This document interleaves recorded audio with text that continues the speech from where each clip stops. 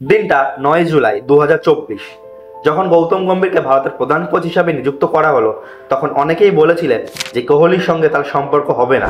এরপর শ্রীলঙ্কার বিরুদ্ধে ওডিআই সিরিজে পরাজয়, নিউজিল্যান্ড এবং অস্ট্রেলিয়ার বিপক্ষে টেস্ট সিরিজে হার এবং কেকেআর দলের খেলোয়াড়দের ভারতীয় দলে প্রাধান্য দেওয়া, এসব নিয়ে প্রবল সমালোচনা চলেছিল। বছরের শুরুতেই তার কোচিং ক্যারিয়ার একরকম ব্যাকফুটে চলে গিয়েছিল। কিন্তু বড় মুহূর্তে কিভাবে বাজিমাত করতে হয় গম্ভীরের চেয়ে ভালো আর কে জানে। গম্ভীর কখনো আইসিসি ট্রফির ফাইনালে হারেননি। টি-20 বিশ্বকাপ ফাইনালে ৭৫ কিংবা ওডিআই বিশ্বকাপ ফাইনালে ৯৭। দুবারই ভারত চ্যাম্পিয়ন হয়ে ফিরেছিল। এবারও তার কোচিংয়ের সেই ধারা অব্যাহত রইল। এবার কোচ হিসাবে চ্যাম্পিয়ন হয়ে ফিরলেন গৌতম গম্ভীর। ভারতীয় ক্রিকেট দলের ট্রফি ক্যাবিনেটে জুড়ে দিলেন আরও একটি চ্যাম্পিয়ন্স ট্রফি শিরোপা। গৌতম গম্ভীর যেভাবে ক্রিকেটকে দেখতেন, আজ ভারতের জাতীয় টিমটাকে ঠিক সেভাবেই সাজিয়ে দিতে পেরেছেন।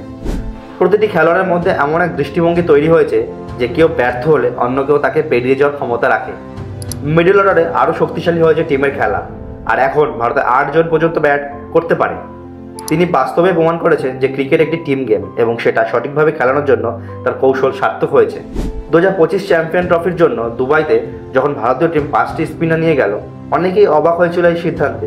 গম্ভীরকে নিয়ে ট্রলও হয়েছিল, বিশেষ করে কেকেআর কোটা প্লেয়ারদের ভারতীয় দলে জায়গা দেওয়ার জন্য। তবে আজ তিনি সব সমালোচনার জবাব দিয়েছেন এবং তার টিম চ্যাম্পিয়ন হয়ে ফিরেছে।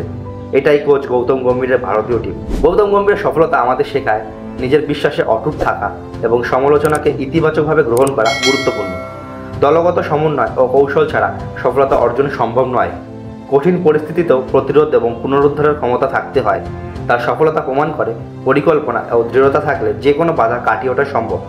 ভালো থাকুক গুরু গৌতম গম্ভীর। তার পরিকল্পনায় ভারতীয় ক্রিকেট দল আরও এগিয়ে যাক।